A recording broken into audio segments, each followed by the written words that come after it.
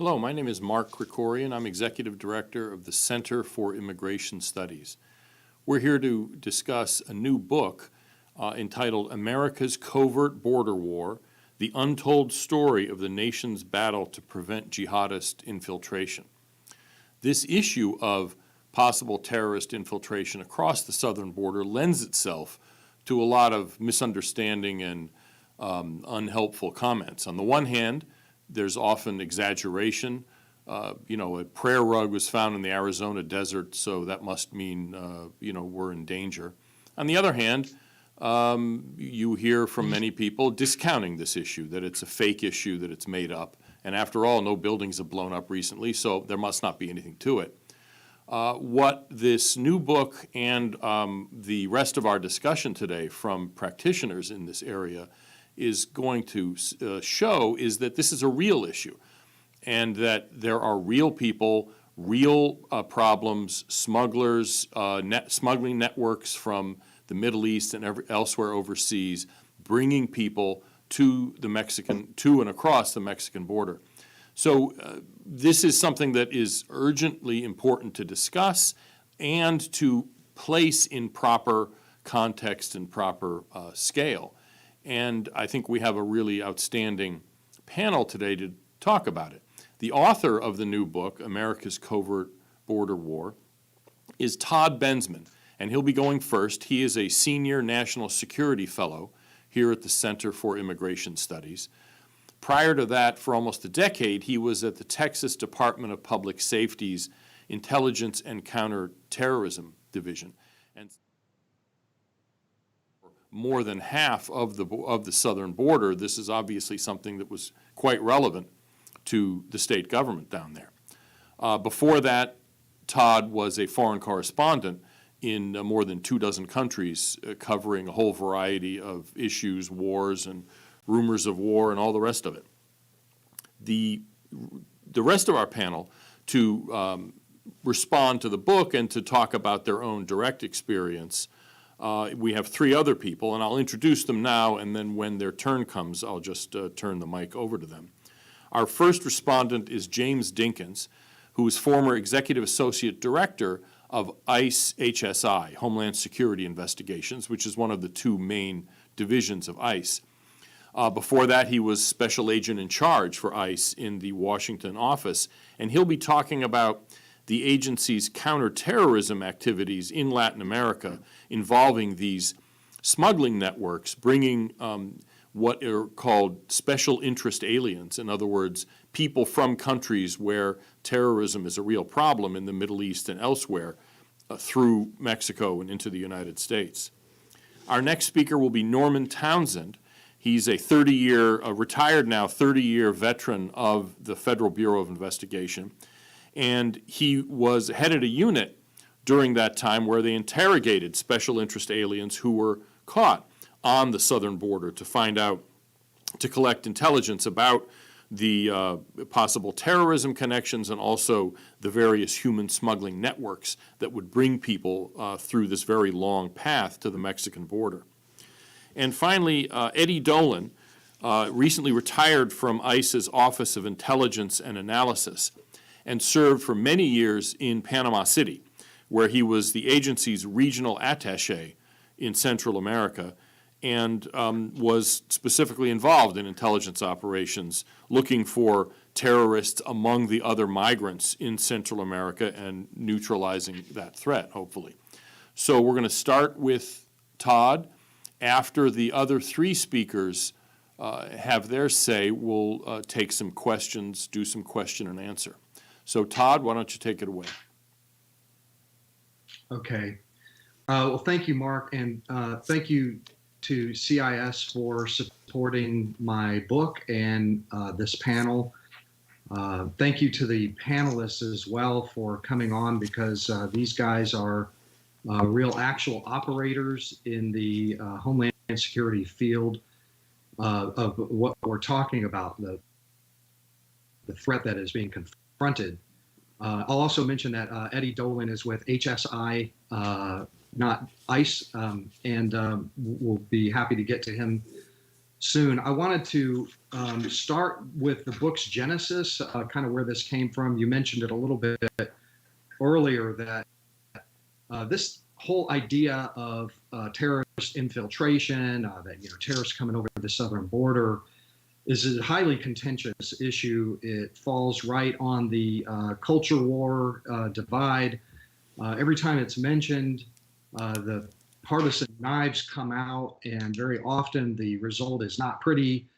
The most recent example of this that probably everybody remembers, maybe a year and a half ago, when President Trump said that Middle Easterners were migrating up to the southern border and that there were terrorists among them and suspected terrorists among them.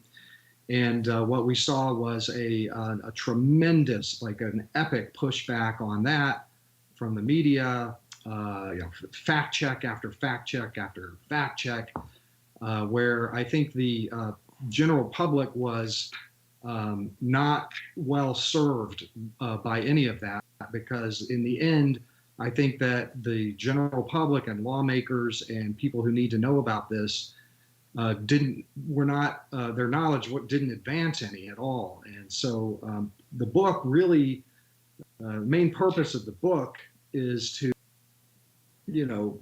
become a baseline neutral set of facts about the scope of the threat, and especially from the perspective of the Homeland Security enterprise.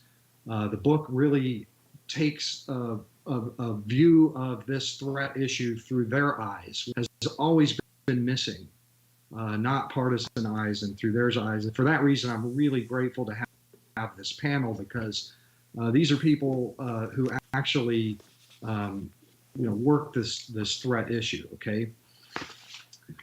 Donald Trump was probably not the best ambassador for this issue, just because of what a lightning rod he was. Again, I want this book to be a kind of Webster's dictionary for this narrow threat issue. That's the bottom line, that this is a place where people can start and have a normal discussion of this issue from both sides of the partisan line, at a time that I think the threat may very well be elevated and escalating right now. So let me get to the book's overarching main findings, so general findings for America's Covert Border War. First of all, the notion of terrorist infiltration as this grand boogeyman that's often floated by conservatives or some Republicans is in fact exaggerated too often. I think that there is some of that goes on. 10 ISIS terrorists crossed the border. Oh my God! And prove me wrong. And then from the other side, from the liberal Democrat side, they're underestimating and acknowledging that there actually is some threat here that needs to be, and I don't mean to be cliche about this or trite, but it's actually somewhere in the middle. And I think that the book kind of gets at the middle ground of the threat, minus all the stuff that goes along with this. Okay. A hint as to why we know that there is a threat and that there is something going on at the southern border that is worth talking about and dealing with is the fact that U.S. Homeland Security agencies stood up real programs, real people to confront this 3 years ago, and that they have been operating all this time without any significant reportage about it under both Democrats and Republicans, who all have read intelligence that the general public is not privy to, but having read the intelligence have continued to fund these programs. The programs that are part of what I call the Covert Border War, they often are secret or law enforcement sensitive intelligence protected classified intelligence. A lot of it is law enforcement protected because of ongoing investigations. That they do address a human traffic that is coming from countries of national security interest. And what I mean by that are, for example, the 11 Iranians who were apprehended at the Arizona border 1 week ago, Monday. Today's Tuesday, and that there are people coming from countries like Iran reaching the southern border on a regular basis from places like Afghanistan and Yemen and Somalia, Syria, Iraq, Afghanistan, Chechnya, Tajikistan, some 35 to 40 different countries that you have significant terrorist activities and presences in, that they're showing up at the border without any identification very often, moving through South America, Latin America, using human smugglers. The book breaks this whole thing down into what I call the near war and the far war. I'll get to the near war first. I describe the near war mainly as like a central element of it is that when people from these countries hit the border, reach the border like the Iranians, then that is like kind of an alarm goes off, a bell dings, and the FBI and maybe other three-letter agencies will go to the detention facility and begin a very enhanced interview process, face-to-face. There are things that happen. Phones, if they have them, get dumped. There are and calls might go out to foreign intelligence services. Norman Townsend, I'm hoping we'll talk a little bit more about that because he led a unit in the FBI that did just that for many years on the Texas-Mexico border. That is what's going on. Other agencies that are involved are ICE, Homeland Security Investigations, ICE Intelligence as well, military intelligence groups like Southcom, Northcom. DIA has very often been involved in the near war and the far war, but often the near war. The U.S. Navy has had a hand in this, and the U.S. Coast Guard has had a hand in some of these activities down in Latin America and at the border. Now, Mark mentioned that these are referred to as special interest aliens. That's government jargon. My book is filled with references to special interest aliens, and I'm going to just mention this now that as of last week, the word alien is no longer in vogue, and they have officially changed from special interest alien to special interest undocumented non-citizen. So they've added a few extra letters, alphabet letters to the, but for purposes of this conversation in the book, we're calling them special interest aliens just because of habit.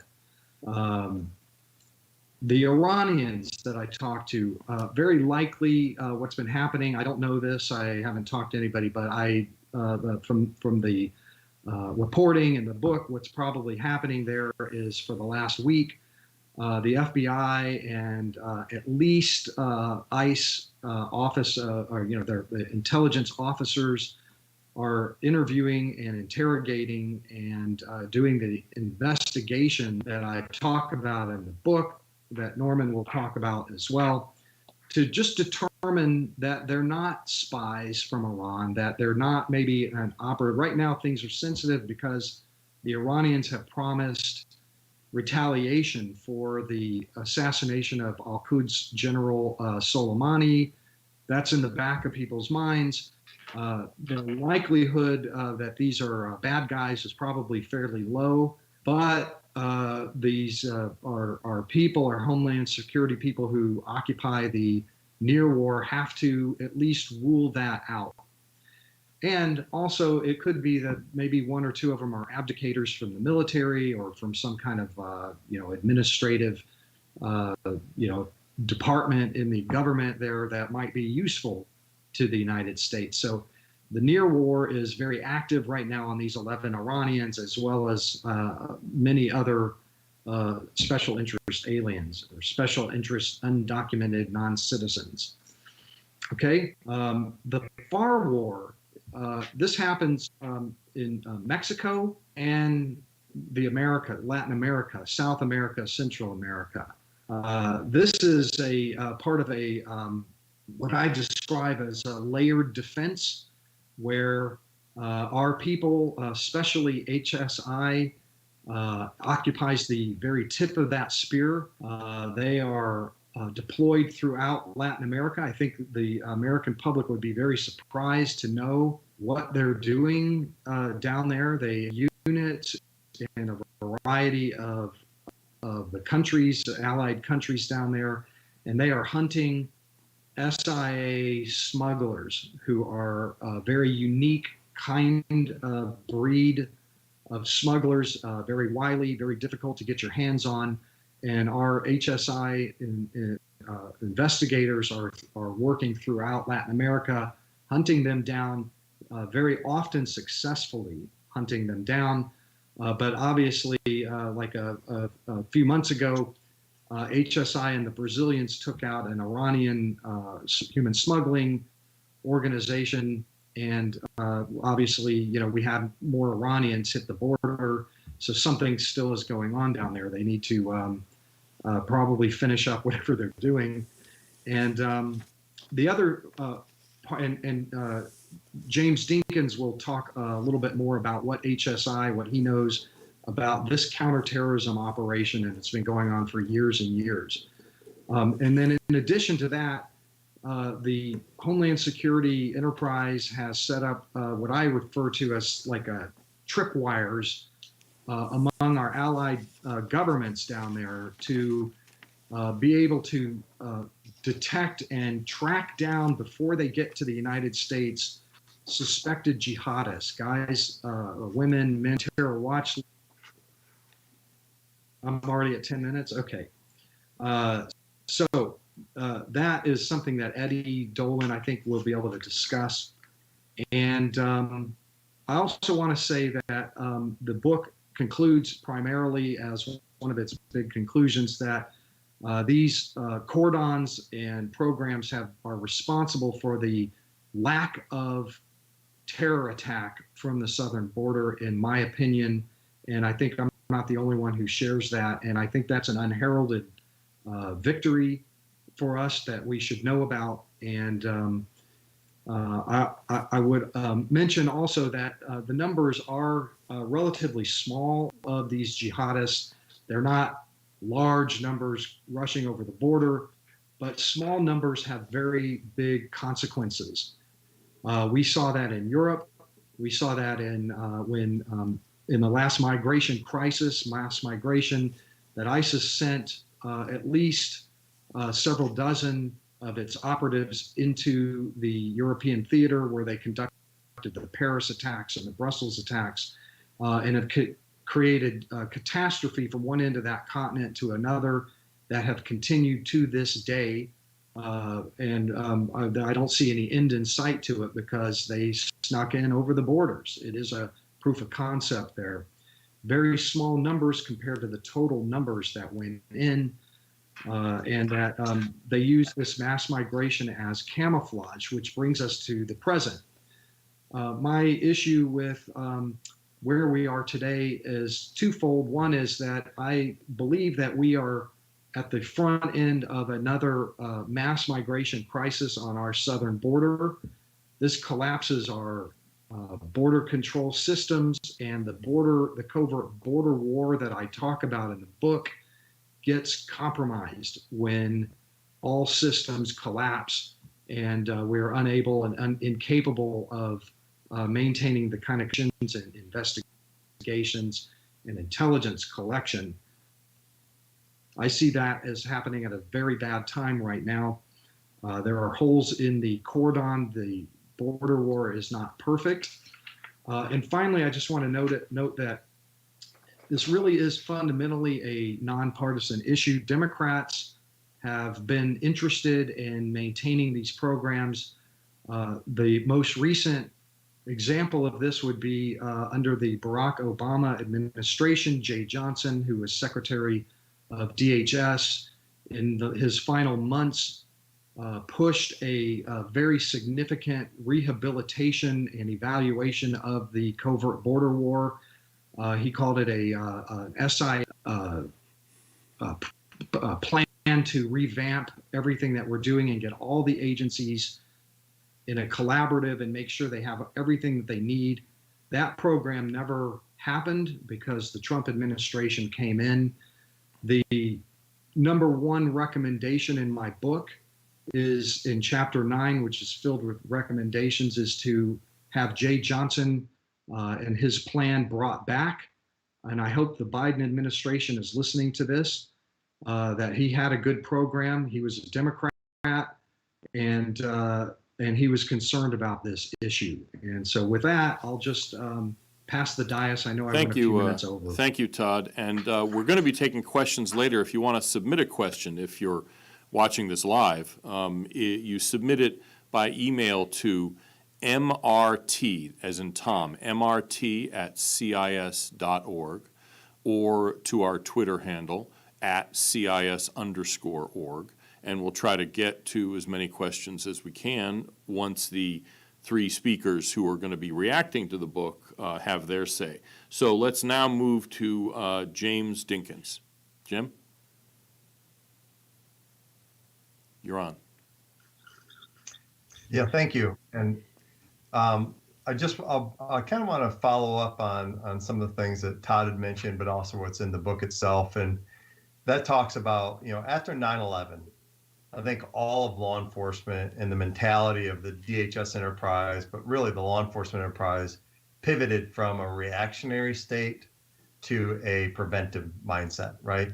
So on the border, what does that mean? Like for years, special agent, responding to seizures at the border and smuggling organizations smuggling drugs across the border. And let's say that you knew that there was a hole in the fence at the mile marker 1 and 2, and that drug smugglers use that to cross the United States, and you could go sit out there all day long and make case after case after case.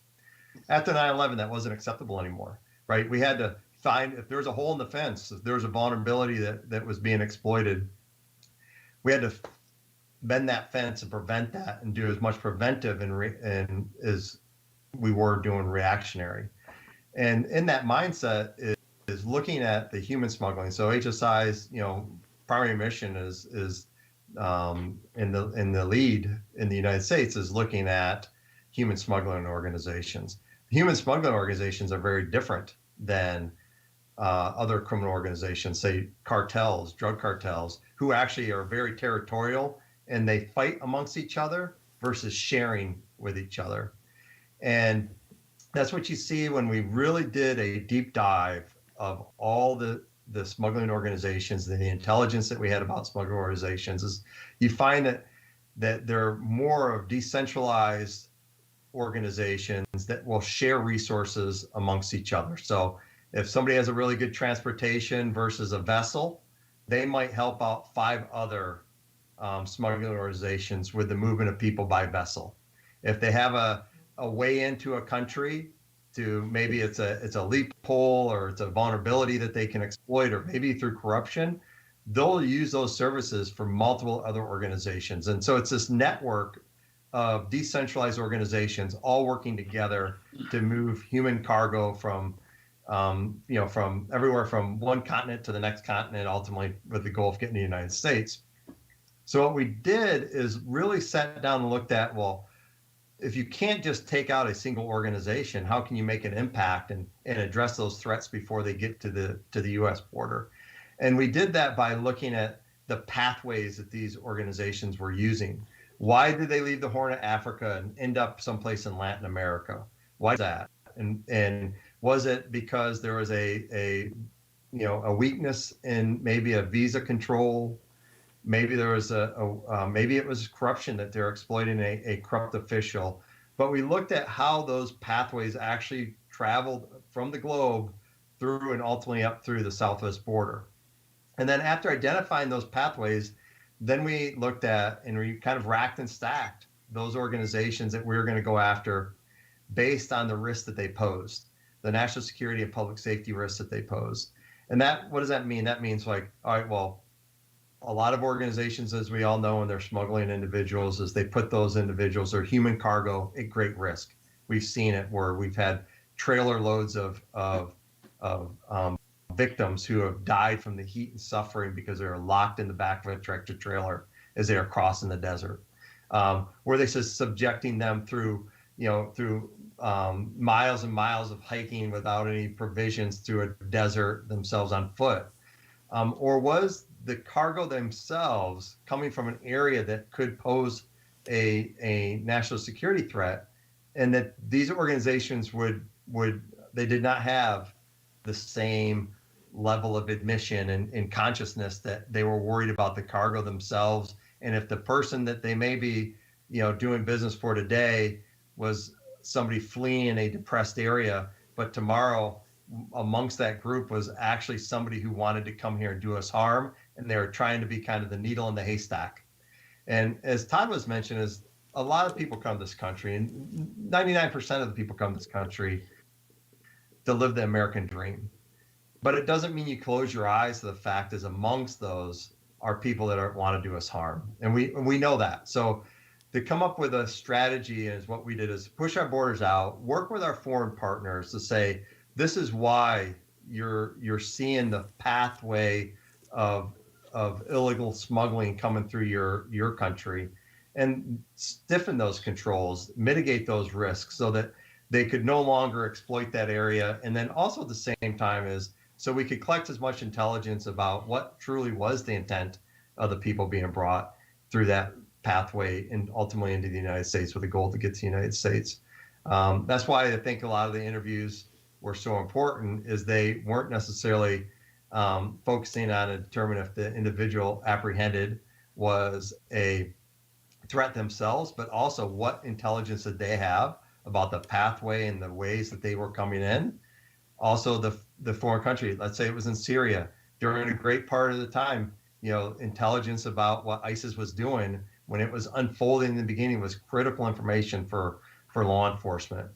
So it really had a host of different areas that it helped the national security apparatus and the border security apparatus by. One is pushing those interdictions out, helping our partners who, corruption, for example, in your border, if you're a host country, can destabilize you. So how do we help them mitigate that threat? If it's not corruption, maybe it's a weak, like I mentioned before, maybe it's a weak visa restriction that they have, or no visa restrictions, and that is making them a magnet, which can destabilize them as well. And then ultimately, how can we actually just get the intelligence that we need to make sure that we keep the homeland safe before it's too late? There's never a problem until there's a problem. And you talk about, well, what has happened since 9/11 and what has law enforcement done? And a lot of it you cannot quantify. You cannot put down X number of events were prevented, because if you're doing your job right and we're all working together, it's actually the deterrent, right? That prevents that from happening. And yes, people were interdicted. Could they have done something bad? We don't know, because we prevented that from actually having the opportunity to do it. So it's really the preventive side, and from SIA, special interest aliens, which is how the INA defines, somebody unlawfully present in the United States as an alien by the Immigration and Naturalization Act. That's why that term is often used, is why special interest is referred to as the countries that we think could have the greatest nexus to a national security threat. Maybe not that individual, but there obviously, if you're coming out of Syria over the last 10 years, you could have a greater threat related, and if not associated with ISIS, we might have some really good intelligence, just unbeknownst even to yourself, about what was going on in that host country and how we could help combat that threat and work with our foreign partners. So, it's an interesting book, because I think that, as Todd had mentioned, a lot of these things are unknown, and it's not a political, it's not a political situation. This is a national security situation and a public safety situation, a border security situation, because criminals will find that weakness in our immigration system.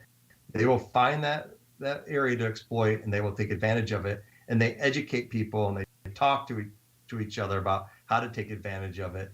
And in today's era, we have to prevent that from happening and eliminate those vulnerabilities. Doesn't mean that we can do it 100% of the time, every time, but you got to be aiming for 100% of the time, every time. So I look forward to hearing also from our other two guests as well, the FBI and then Eddie Dolan, who has lived and breathed the pathway that many individuals traveled into the United States or attempted to while he was stationed overseas. Thank you, Jim. So our next speaker now, as you suggested, is Norman Townsend, a longtime FBI special agent who has dealt with this issue of special interest aliens. Norm? Yes, glad to be here. Thanks, Mark and Todd. It's a tough act to follow. James nailed a lot of it, a lot of the points probably that I would like to make. We all know where we were on 9/11/2001 and what our roles were at that time. On 9/10/2001, I was in my 17th year as an FBI agent and had worked almost exclusively criminal matters. On 9/11 that day, I became a counterterrorism agent like every other FBI agent in America. And probably for the next 6 months solid, that's all we did from 7 to 7 and more. So my first encounter with what we would later call special interest aliens, we didn't call them that then, they were just undocumented or illegal aliens at that time, actually occurred not on the southern border, but on the border between Louisiana and Texas, where I was assigned near Beaumont. There were a lot of reasons why we were certainly concerned. We knew that, the first one, the 9/11 attack, even just the existence of the FBI as its current status was on the line. So we had to do better. Robert Mueller was the new director of the FBI. He'd been on the job a week when 9/11 happened, and he basically said, no lead goes uncovered. Well, to fast forward that, in 2003, August 2003, I was promoted to a supervisory special agent and later supervisory senior resident in charge of our office in Laredo. And one of our missions in the particular squad I had, in addition to the Public Corruption Task Force, I had the Joint Terrorism Task Force. And our main mission of the Joint Terrorism Task Force was the interview of SIAs that were either surrendered themselves or apprehended at the border, to do a vetting of them to determine, as both James and Todd determine if there was any connection between that individual and terrorism. Could they be a potential terrorist? Could they be here doing harm? Of course, we know, just as James has said, the vast majority, 98% plus, whatever, were here to experience their form of the American dream. But we had to go through this vetting process. We had a Joint Terrorism Task Force that included elements of what is now Department of Homeland Security. Border Patrol agents were assigned with us, Laredo Police Department, and FBI agents, and we would do these interviews of the SIAs. And we had a structured questioning, a format. We had a format for vetting them, and we followed these procedures. And obviously, we were trying to learn about terrorism, but we would also learn about smuggling routes. We would also, because we were fighting wars, active wars in Afghanistan, in Iraq, and of course the involvement of the Iranians. So any information that would help the general war on terror and would help our troops, we would try to get information as well. But at the same time, we also wanted to project to these people who probably the most of them would eventually become U.S. citizens or be on some sort of path to U.S. citizens, or let's just say the least, living in our country, that we wanted to build perhaps future assets, future sources of information that could be helpful, as well as documenting their presence. As we know, as the gentlemen here on this panel know, the terrorists, they have a very long memory, and that they can be secreted for a long time. Their mission could be years into the future. We've also had examples of people who have come here legally and then been radicalized later on. Obviously, someone here, perhaps Muslim male, might be radicalized. He may have come here for all the right reasons, could be radicalized. So cultivating future sources of information and cooperation was certainly a part of it, the future value that, you know, to this day, I don't know if you know, we've been successful. I left the border in 2009. I'm sure that the process that the FBI is involved in has changed. The triage has probably changed in our approach down on the border. But we know at the very least the importance of our mission on the border.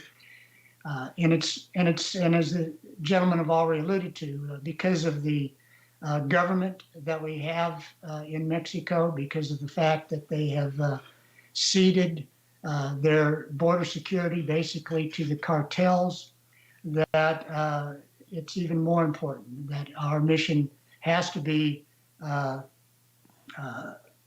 more effort put in at that border as opposed to our northern border. In reading your book, I enjoyed your book. I thought it was right on in my recollection of the time that I was down on the border. But I noted on your book, your comment from General Kelly, and I better put these on to look at it, that while we were not yet, there was not yet any indication that the criminal networks involved in human and drug trafficking are interested in supporting the efforts of terrorist groups, these networks could unwittingly or even wittingly facilitate the movement of terrorist operations toward the border. We certainly recognize, you know, that was the potential, and I think General Kelly said what we thought back, you know, in 2001, and when I got to the border in 2003, that we had to be looking for, as James referred to, is that needle in the haystack, that the cartels could unwittingly get someone across the border. And so that was our primary mission of our Joint Terrorism Task Force in the Laredo area of responsibility. And I'll leave it at that. Thank you. And now for last but not least, Eddie Dolan. Take it away, Eddie. Thank you very much. And I think I get the hardest job in the whole group following Jim and Norman. They know what they're talking about. And as Norman mentioned, what Jim did to him, he did to me as well. Took a lot of good material that I was going to use, but I'll do my best to kind of dial it down. And I had the privilege of working with HSI and retiring back in 2019. I spent the majority of my career working in Latin America, and actually lived and worked in Central America for 13 years of my career, and got to witness and experience this whole migration growth, you know, not only with the migrants from Central America, but the migrants, the SIAs, as we discussed, those from extracontinental migrants that are coming into the continent. And, you know, those routes, Jim touched on them and how we looked at them and stuff, but September 11th, cause and effect, and the way that airport security came about, and how not only the United States, but many of our partners around the world started looking at flight lists before they would come in and making sure you had the visas and the proper things come in, really limited access to the United States and people that wanted to come here that weren't from this continent. So how do you get here, right? And how do you get into the United States? And back in 2011 in Panama, in the southern part of Panama, or the eastern part of Panama with Colombia, there's a jungle called the Darien Gap. It's about 10,000 square miles in size. And it's very mountainous, very treacherous, snakes, jungle, cliffs. There's only so many ways you can work your way through there. And prior to that time, we focused a lot on the narcotic flows that were coming in the United States and those traditional threats at airports and things like that. We really didn't, if you would have come and asked all of us, would people walk through that jungle to get to the United States? The answer would have been no, you're crazy. I mean, it would be insane. It takes anywhere from 7 to 10 days. And Todd touches on those things in the books, and I think he did a really good job at that. But what you look at that and is like, so in 2011, there was 4 individuals from Pakistan that walked through that jungle. And this is back in 2000, as I mentioned, in 2011, we looked at it, we said, what's going on here? Why would you do that? And so we started to pay attention to it, and started to build programs. And we use programs that we use traditionally in other investigations, right? And how we learned a long way. If our partners are stronger, if they have the ability to investigate and to take care of their piece of the pie and make themselves safer, ultimately that makes us safer in the United States. That filter process, or those trip lines, as Todd's mentioned, you want to develop those things and look at them. So we started, in HSI, we started a biometric program that would take fingerprints and photos and biographical data, and we'd be able to upload them and run them against U.S. databases. And if there was a hitter in there, we could share that with our partners, whether that was in Panama, in Costa Rica, El Salvador, and what we found, at the most part, most countries would make the right decision, right? If that individual, whether they were a drug smuggler or a KST, a known or suspected terrorist, and then we could act upon that and work with them and determine, what was their purpose of traveling. And there was a case that was highlighted, and it's open source, and was an individual, Ibrahim Kordshin, I think Todd mentions him in his book, that was actually interdicted in Costa Rica. And that program in Costa Rica, we'd only been working about 2 weeks. They'd trained 2 weeks prior to that. And so it was just an amazing example of what our host government counterparts could do, but really the needle in the haystack, right? As it's been mentioned, I believe Jim and Norman both mentioned that, is you have the flow of all these migrants coming. And, what are those numbers of migrants? We looked at the Darien Gap as kind of a choke point and a gauge. Because once you get through there, you can spread out. You get on buses. There's different routes you can take, and how you get there. And we started looking at those numbers, and I think it was back in 2011. We were less than 1,000 people, right? And over the years, we watched it. Ultimately, I think in the last few years, there are between 20 and 30,000 migrants are walking through a 10,000 square mile jungle. Sometimes you have to say why. And a lot of those people, and we found most of those people that take this journey, the extracontinentals, if they're not from Brazil or Cuba or some of the other places that are within the hemisphere, are males, 18 to 24, 25 years old. What is their purpose of coming to the United States? A lot of them to find a better life, but there's no test that you can use out there to say, has this person been radicalized? What is their purpose? What is their purpose for this journey? Is it really to make a better life for themselves, the American dream, or is it to do harm to the United States? And there's only so much that we have in our database and so many things that can be run and checked. So teaching them, as Norman mentioned, an interview process and how you interview them, what questions you ask, none of them brought passports, but everyone had a cell phone. And you would ask them, what happened to your passport? Well, I lost my passport in the river. Yet they have their cell phone. There was literally in the jungle where they'd walk out of the jungle. I'd been there. there was an indigenous man under a thatched roof, we called them bohíos, with a little Honda generator, charging everyone $1 to charge their phones, to recharge their phones with electricity. And you see, and that was one of the other unique things that we saw is that how the market, Jim touched a little bit on this, and I wanted to go back to that. This is all narco territory.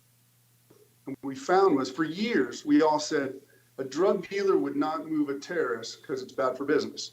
Well, we found out that's not true. Because one, a terrorist doesn't tell you that he's a terrorist. And two, drug dealers don't vet people and say, well, is this really a bad guy or a good guy?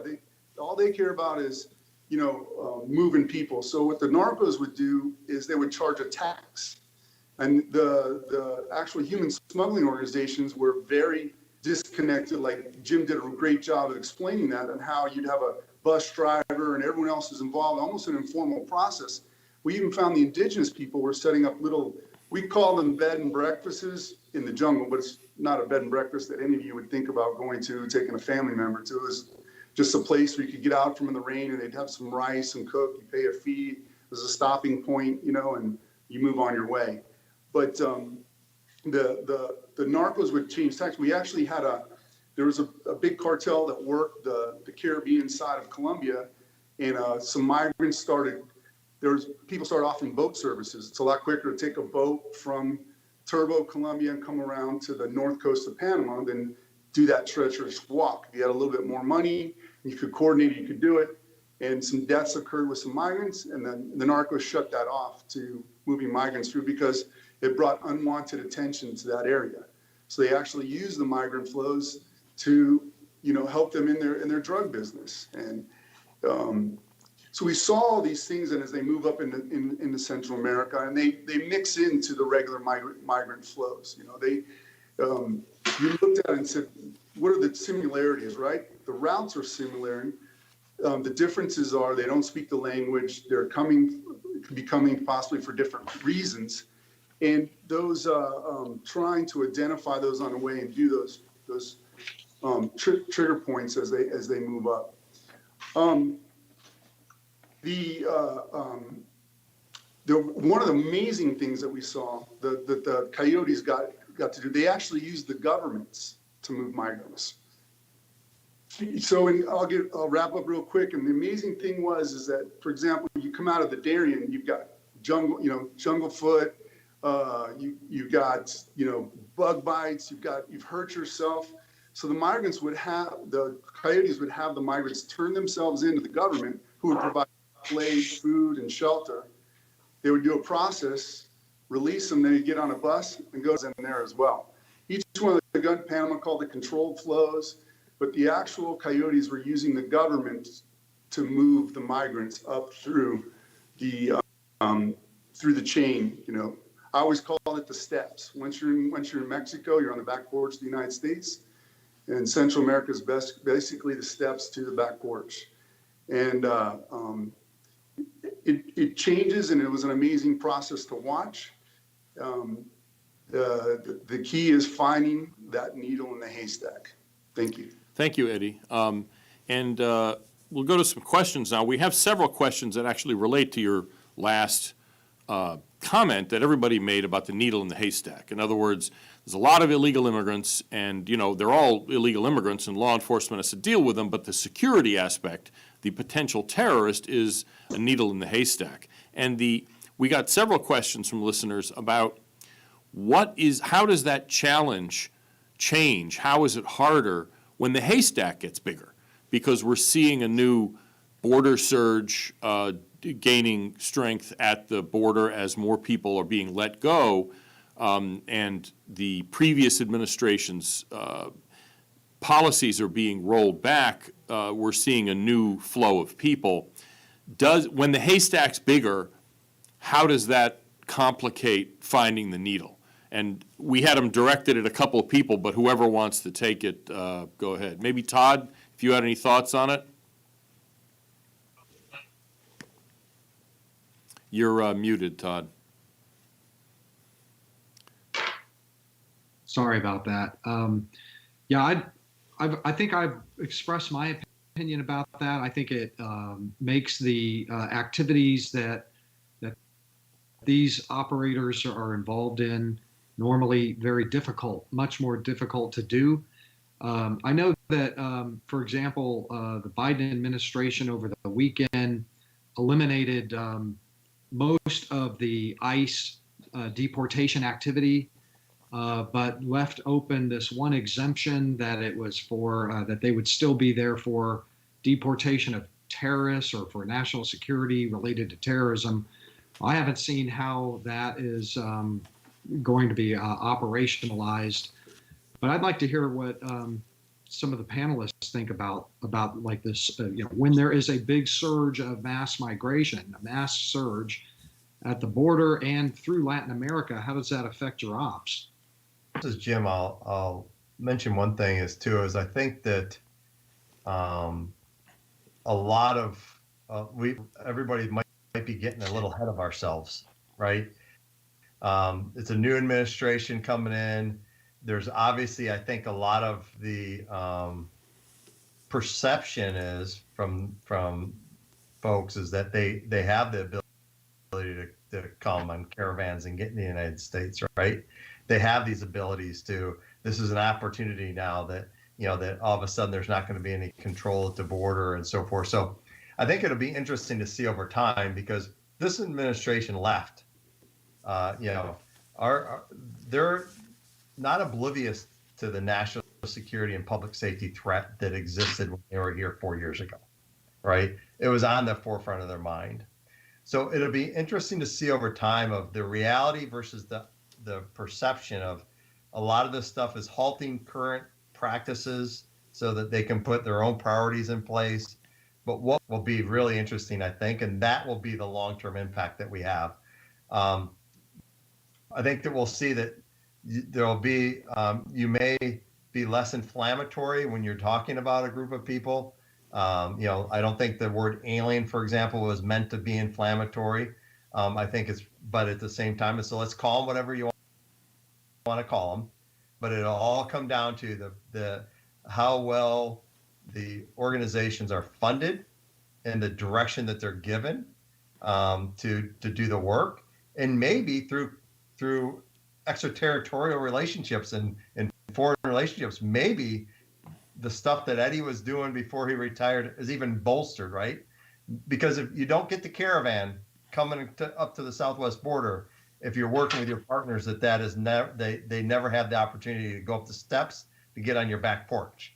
And so it'll be interesting to see is how we have a new administration that watched the rise and took the action of ISIS and got involved in the ISIS. There's a lot of knowledge base there. So it's just going to be, to me, I'm very eager to see, because these are experienced people that are being brought back into the government that lived the horror of what a terrorist attack can look like and be an impact it can have on you. So it'll be interesting to see what is the perception from the illegal immigrant community who thinks that this is an opportunity to mass migrate to the United States illegally versus the perception of versus the reality of what controls are put in place and actually do have in place. I think that'll be really, I'm eager to see how this plays out long term.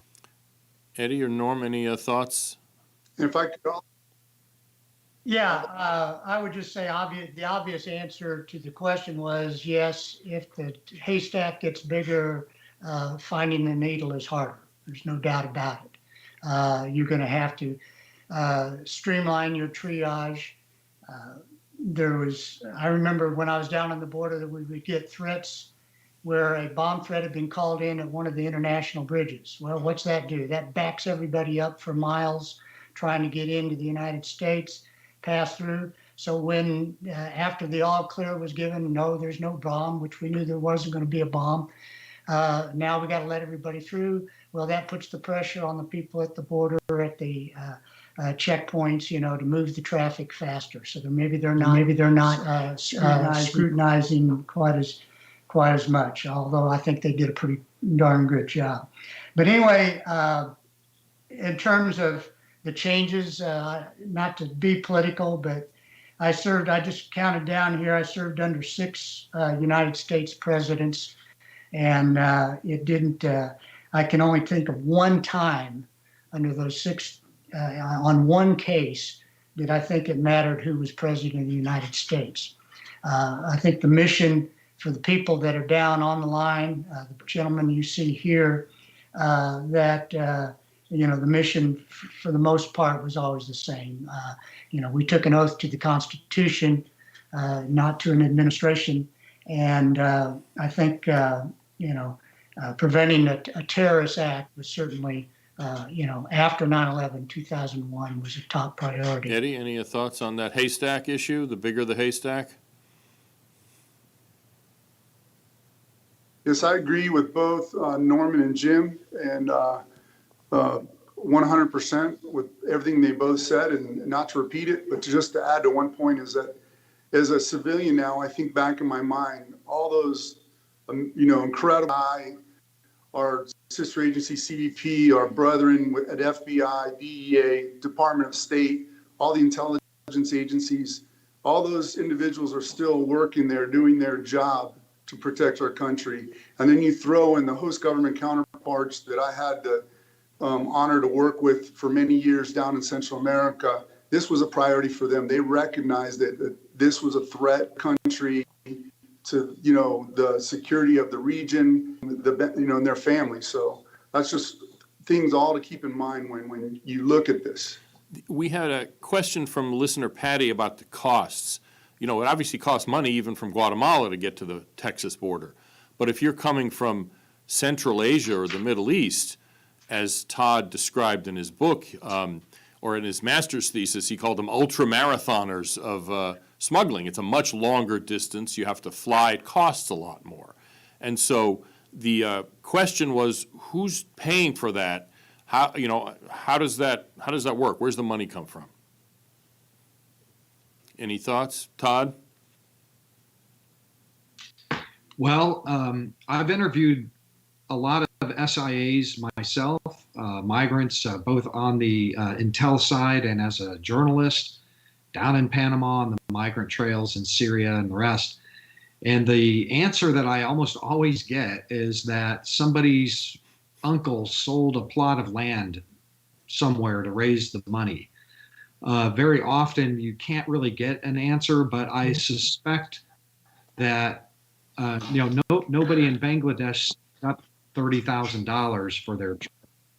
So I suspect that there are loans being made by the smuggling organizations, or that money is being raised by other family members. Some of them are actually in the United States, wiring money to migrants along the way as they make their way. Lots of different ways to, you can borrow it, you can get it from family members, you could sell an uncle's piece of land too.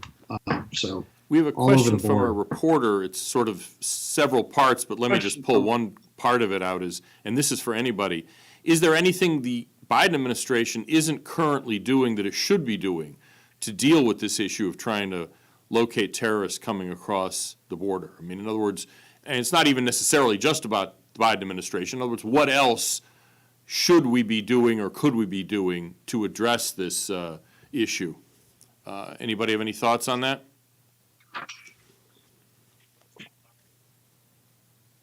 I think that one thing I'll say is that I think that in the United States we have a short memory. And we think that because everything's fine today, that tomorrow will be just as fine. And I wish that every one of our senior government officials and everyone at Congress goes to New York and walks through the 9/11, memorial, and remembers that on that morning we all thought when we woke up and went to work, we thought it was just going to be another beautiful day in America. And there's been many bad days after that, never to that amount, but quickly we forget that from the Boston Marathon bombing to you name it, some horrible instances, but never to that same magnitude. And we seem to bounce back really quick, which is great as a nation, but we also seem to forget. So My only call to everybody is like, let's not forget just and become complacent. And I don't think that the enterprise has, right? Like the people that Eddie was talking about and Brian was talking about, those career people that are still there and they have 30 years on the job or 10 years on the job. And many of them today don't even remember 9/11 because they were kids when that happened. Is we just can't become complacent to think that just because it didn't happen today, that it can't happen tomorrow. And I think that's what you see in Europe. People got complacent, and the next thing you know, they paid for it, and it's a lot harder to get ahead of it now that they've kind of neglected it and not had it on the forefront of their mind Any along the last way. thoughts, Eddie and Norman, before I pass it back to Todd? No? Okay. No, I just think, I'll just add that I think it's, this should be, if any issue should be bipartisan, this should be it, the protection of the United States. And so I'll just kind of leave it at that.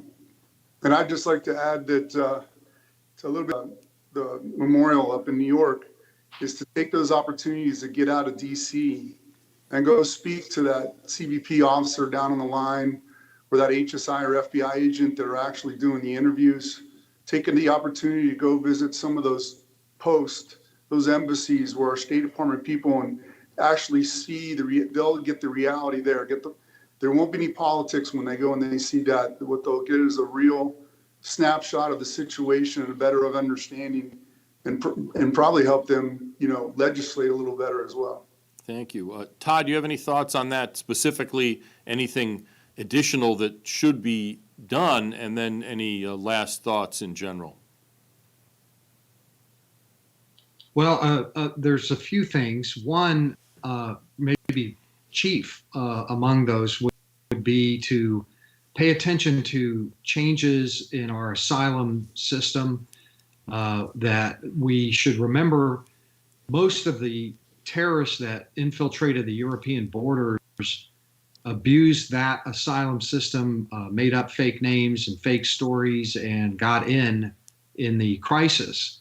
And then that asylum process in the year, which is very similar to our own, based on all the same principles and some of the international law, had time to plot and I think that our asylum system, I've got an entire chapter dedicated to the way that terrorists that we know of inside the United States that have reached the U.S. border have a system in the exact same way.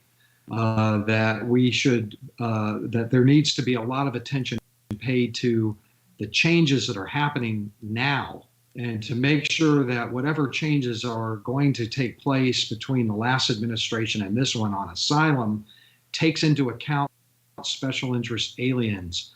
And the other thing is to Norman's SIA interview process.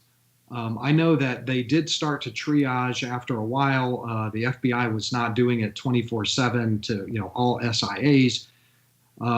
And when I was with the Texas Department of Public Safety, and I lay this out in the book as well, not to give away too much, but I know that a great many of those SIAs were not getting interviewed and were able to make bond and go out into the interior on their asylum claims. And that on its face is a higher risk for having, nobody's had a chance to really check them out, that their name isn't Mickey Mouse that they gave at the border. And also, lastly, I don't think that the SIA hunting endeavor, HSI's work in the Latin America, hunting down and breaking up these smuggling organizations, which create the bridge, have been appropriately evaluated to make sure that it's properly resourced. My sense from, and my own opinion based on my analysis and being involved in that for a long time, is that HSI probably needs more resources and more people to combat those SIA networks down there as a start. And one last thing, if I can get this in, is there's a chapter in my book that talks about embassies and consulate offices of the Latin American countries in the Middle East and in these countries, and of security and corruption breaches in those embassies and consulate offices, where smugglers are able to buy outright passports and documents, travel documents, out of these embassies and consulate offices, kind of to the highest bidder sort of a thing. And that a lot of our SIAs that are coming through purchase these things or get their smugglers to provide them the documents they need to cross the Atlantic. Somebody needs to take a good hard look at those Latin American embassies over abroad. And I've dedicated a chapter to that problem as well. And with that, I don't want to give up too much, but there are a lot of anecdotes in the book that illustrate all of these problems with real terrorists and real jihadists that were apprehended, SIA smugglers that were charged with material support for terrorism, guys that got to the border who were lying to the asylum officers about their involvement with al-Shabaab. And it goes on and on like that. There are too many stories like that. There should be zero of those. Thank you, Todd, and I'd underline what Todd said. This is not kind of just a wonky, dry book. It's loaded with stories. Todd's background as a reporter, I think, informs this book. It's definitely worth reading. Again, it's America's Covert Border War. It's available in electronic form and in paperback, wherever one buys books. I want to thank Todd and also thank our panelists for their firsthand insights into what's actually involved here, which is the kind of thing I think people in Washington often could benefit from, as Eddie suggested, getting out there. If they can't get out there to a consulate or a port of entry, at least they can read Todd's book about what's actually going on out there. Our discussion here will be posted to our website, cis.org, which also includes the rest of Todd's work and the work of our many other analysts and writers here that deal with the whole range of immigration issues. And thank all of you who are listening and tuning in, and hope to see you next time we do one of these panel discussions. Thank you.